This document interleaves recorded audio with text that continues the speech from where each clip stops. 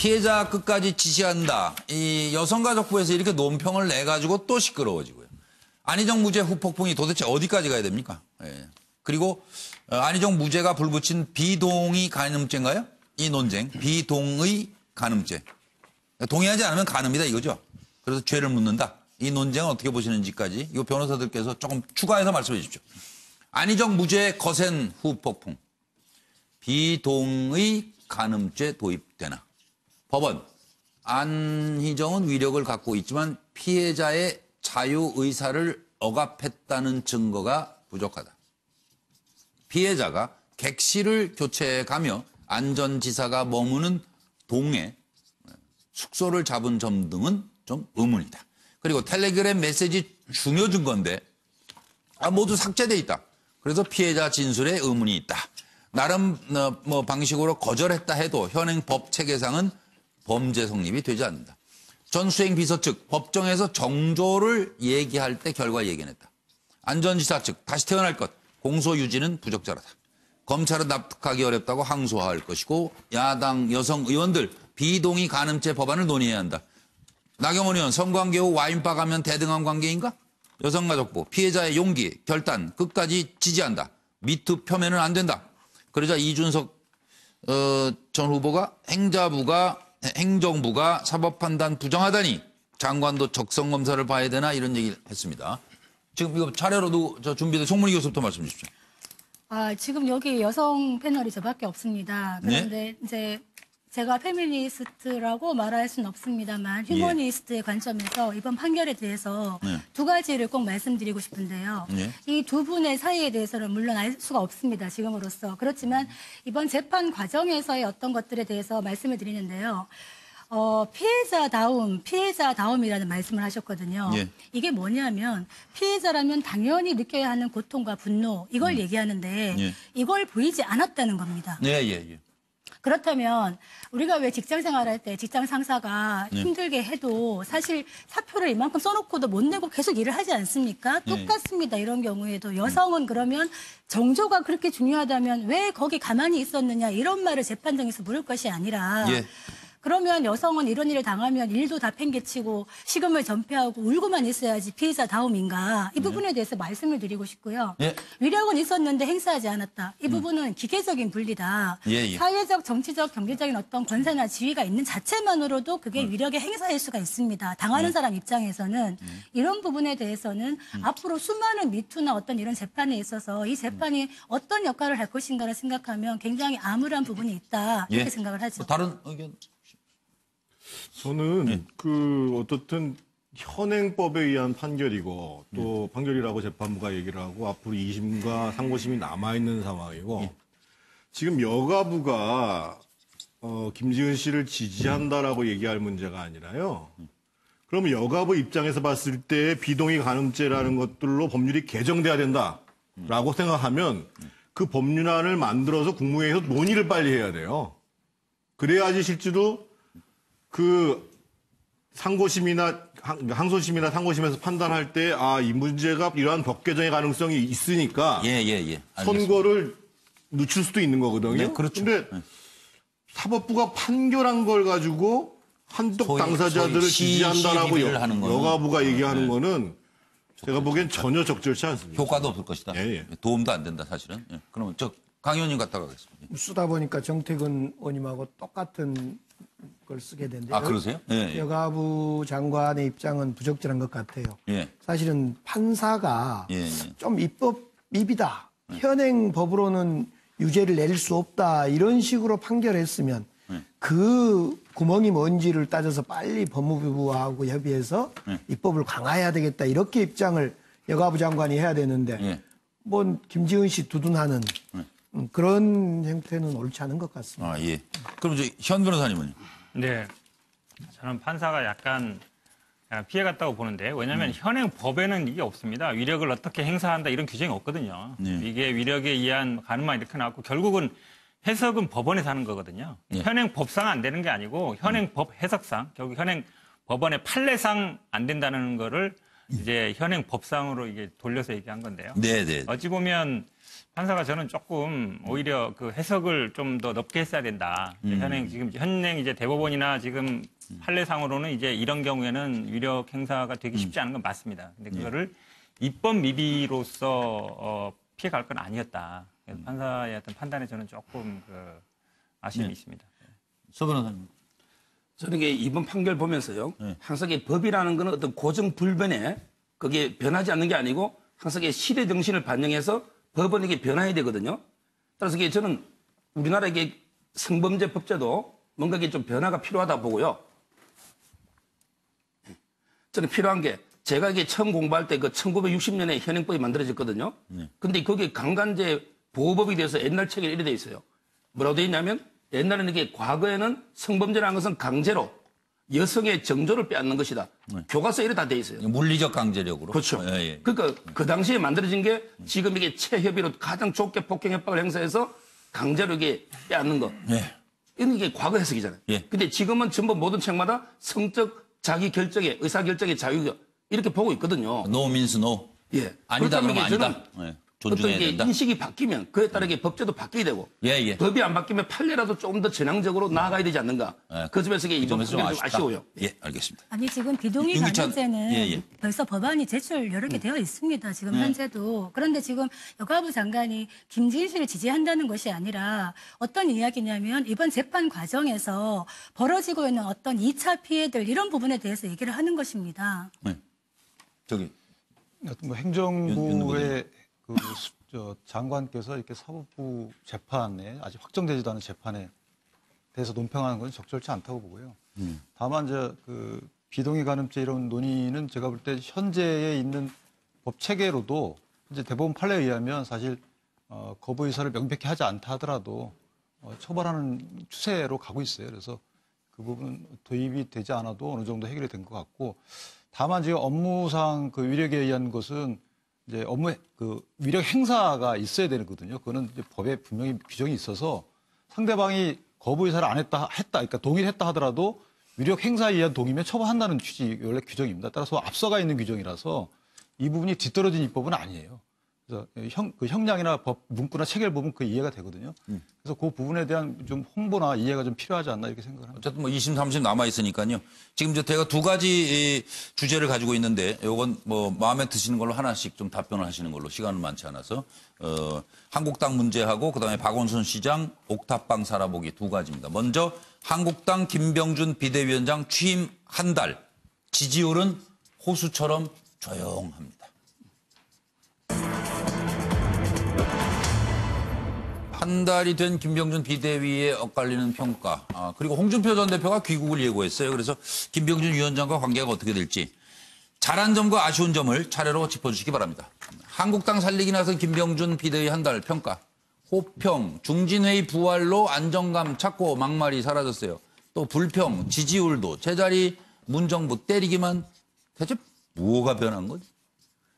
싸우지 말고 험한 말하지 마라 주문하면서 숙골 이미지 탈피하려 애쓰는 중. 공천권은 없지만 당협위원장 교체는 내 권한입니다. 문재인 정부 국가주의, 또 170조 뭐 대통령이 그 발언한 거, 이건 희망 고문이에요. 이렇게 비판하고 있습니다. 홍준표 전 대표가 다음 달 15일에 귀국한다고 하는데 내 나라에 답을 드리러 간답니다. 기대하십시오. 답을 드리러 온다. 전당대회 준비냐, 재보선에 출마하는 포석이냐, 귀국 자체가 부담스럽지는 않으실까요? 네, 정태근 의원님 하시겠어요? 예. 한 가지는 일단 뭐 추락하는 거는 막았죠. 올라가지는 못하지만 그동안 이제 이 자유한국당이 반성을 함에도 불구하고 이제 내부 갈등 그리고 이제 국민들로부터의 지탄을 계속 받아왔던 거에 비해서 그래도 조금 달라지려고 하는구나 하는 전환점을 맞은 것은 김병준 위원장의 공로라고 보여지는데, 문제는 그런 자유한국당의 혁신이 국민 피부에 와닿았다는 거예요. 그러니까 국가주의 논쟁을 잘못했다는 게 아니라 그 더 절실한 문제가 있다는 겁니다. 예를 들면 오늘 석간신문 일면 톱 기사가 뭐였냐면 고용 대참사입니다. 그러니까 2010년, 그러니까 2009년도에 금융위기가 왔잖아요. 고용 숫자가 아주 최저돼요. 지금 2010년 이래로 지금 가장 최악의 상황이 오고 있는데도 불구하고 이 문제에 대해서 자유한국당이 제대로 얘기하지 않죠. 국민연금 문제, 이건 국민 모두의 노후의 문제입니다. 그렇습니다. 네. 그리고 무엇보다도 지금 소득주도 성장이라든지 일자리 문제라든지 최저임금 문제에 대해서 예. 제대로 하는 모습을 못 보여주니까 예. 깝깝한 거예요, 국민들. 그럼 종문희 교수님 하시겠어요? 네. 네, 저도 동의합니다. 어떤 국가주의라는 정치학의 오래된 거대 담론을 얘기할 시기가 아니라 예. 정책으로 지금 답을 해야 되거든요. 민생 민생과 현장에 경제에 와닿는. 대해서 예. 비판이 아니라 책임 있는 야당으로서 우리는 이렇게 하겠다라는 어떤 걸 보여야 되는데 예. 지금 아직까지 별로 보이지는 않는 것 같아요. 그럼 현 대변인도 여기 말씀 있어요? 그래도 뭐 동감입니다. 잘한 것도 조용한 거고요. 못한 것도 너무 잠잠한 거다. 이렇게 썼습니다. 싸움이 없어서 일단 조용한 거는 좋은데요. 일단 예. 너무 아니, 뭔가 좀 변화가 있어야 되는데. 그러니까 욕먹을 일도 없는데 딱히 잘한 것도 없다. 뭐 그런 그렇죠. 거예요. 잘한 거는 조용하다는 거고 싸움이 없다는 거고요. 네, 못한 거는 잠잠하다는 얘기입니다. 지지율도 조용하고. 저기 윤기찬 부대변인.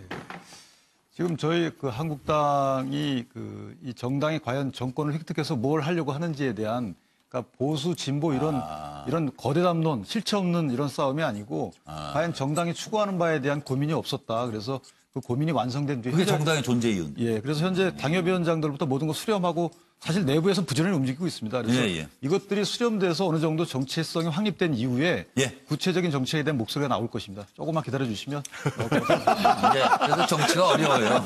좀 기다리셔야 됩니다. 하여튼 다른 사람의 삶을 이해한다는 것도 힘든 일이죠.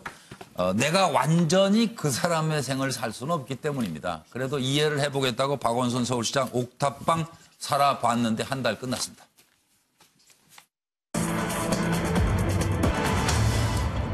한 달 맞이한 옥탑방살이 민생호흡이다. 체험 쇼를 하네. 이렇습니다. 지금. 평가가 엇갈립니다. 뭘 남겼다고 보시는지 말씀을 여쭤보겠습니다. 7월 22일 옥탑방 입주, 26일 마을 청소, 8월 1일 대중교통 이용해서 출퇴근을 시작하고 8월 16일 이웃집 폭염 차단을 위해 페인트도 시공하고 오늘은 회사원과 치맥 타임이 예정돼 있고 그리고 만나고 싶어 새벽부터 기다렸어요. 쉽게 바뀔 리 없겠지만 그래도 기대합니다. 라는 주민도 있고 한 달 살아서 뭘 알겠어. 시끄러워서 못 살겠니. 서울시장 3선인데 아직도 강북 현실을 모른단 말이야. 이렇게 비판도 있습니다. 또 몰려온 사람들인데 정체는 누굴까요? 어제 늦은 오후에 박원순 옥탑방 체험 대선 준비한 쇼다. 이렇게 20여 명이 골목길에 바나나를 갖다 놓은 거죠. 누워가지고 그리고 박원순 시장 시위대 사이로 박원순 시장은 퇴근할 수밖에 없었습니다.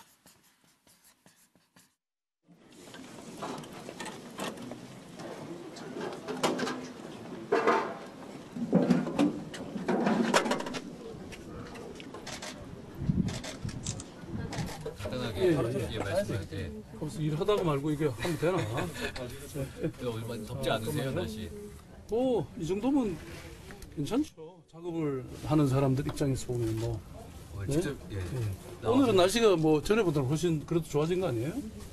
그죠? 시원하고 하긴 한데 지금 몇 도 정도 됐나?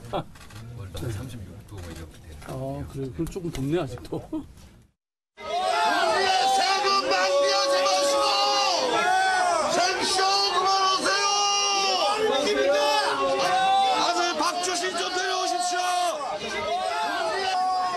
맞을까봐 경찰이 우산까지 펴줍니다.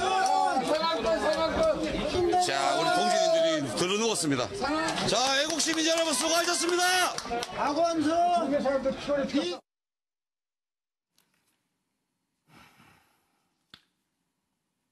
지금 약간 발언수 조율이 저희가 있었습니다. 내부에서. 일단 공격을 하겠다는 서 변호사가 먼저 하는 걸로 얘기했던 거죠? 방어를 잘해주세요. 강 의원께서. 하세요. 저는 이게 쇼라고 단정하는데 일단 이게 진성준 부시장 있잖아요. 이분이 뭐랬냐면 옛날에 조선시대 임금도 돌아다니면서 민심을 살핀 거다. 이렇게 비유를 했거든요. 근데 조선시대 임금이 임금처럼 행차하면 민심을 살필 수 있습니까? 임금이 일반 백성처럼 몰래 가서 민심을 제대로 살펴야지. 임금이 이제 알면 제대로 민심이 안 되잖아요. 그래서 아주 저는 부적절한 비유를 들은 거고요.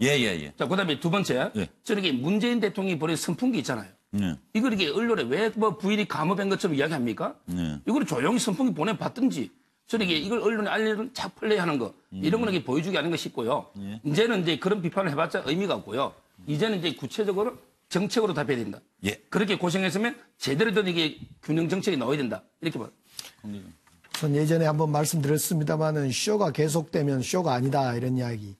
또 이제 간다는 거 아닙니까? 한겨울에 또 정말 취약 지역으로 또 가서 쇼를 하겠다는 겁니다.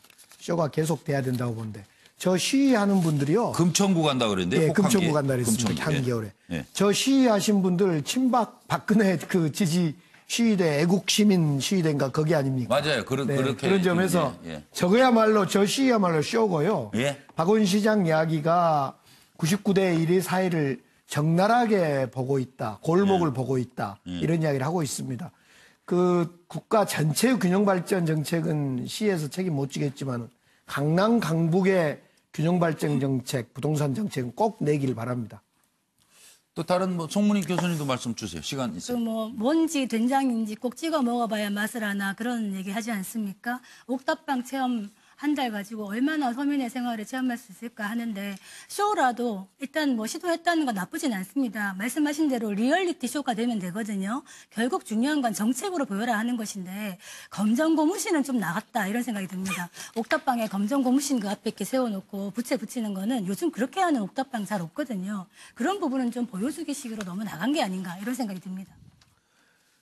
제가 말씀드리면은요, 저 삼양동 계신 분들 중에 동대문 시장에서 일하시는 분들이 많이 계세요. 근데 지금 그 종로 일대를 전부 전용 차선을 만든 다음에 맨 끝에 차선은 또 자전거 차선을 만들었습니다. 그래서 차를 못 대게 해요. 사실은 그 전에 그거를 저희가 시행을 못했던 이유 중에 하나가 상인 문제들 때문에 그랬거든요. 그러면 옥탑방에 계시는 거 경험하시는 거 좋다 이거예요. 실제로 그러면 서울시장, 그러니까 서울 시내의 가장 큰 상권인데 지금 무너져가고 있는 동대문 시장이 서울시의 정책 변화로 해서 상당히 애로를 겪고 있다고 하면 어떻게 해결할 건지를 빨리 내시는 게 필요하거든요. 그러니까 지금 택시도 잘 대기가 어렵고 물건을 대시는 분들도 그 자전거 도로에 댈 수가 없도록 돼 있어요. 기본적으로 처벌받게 돼 있어요. 그러면 자전거 도로는 도로대로 지금 진행이 잘 안 돼요. 이런 문제에 대해서 따릉이를 많이 설치할 문제가 아니라 그러면 이것이 구조적으로 서울 한복판 내에서 상권도 자전거를 이용하는 사람도 택시 영업을 하는 사람도 합리적으로 해결할 수 있는 방법이 뭔가라는 것들을 내시는 게 저 고생하시는 거 이상을 훨씬 더 중요하시다. 그래서 그 민생을 체험하시는 것보다도 현실에서 겪고 있는 문제에 대해서 당연히 서울시장님께서 더 많이 어떻게 보면 서울시장의 위치에 앉은 사람으로서의 시간. 절실한 것. 그게 더 찾아갈 필요가 중요하게 써라. 예. 알겠습니다. 오늘 긴 시간 6분 수고 많으셨습니다. 고맙습니다. 네. 이어서 김주아 앵커가 진행하는 MBN 뉴스 8로 바로 이어드리겠습니다. 이번 주 시청해주신 여러분께 감사드리고 다음 주 월요일에 뵙겠습니다. 안녕히 계십시오.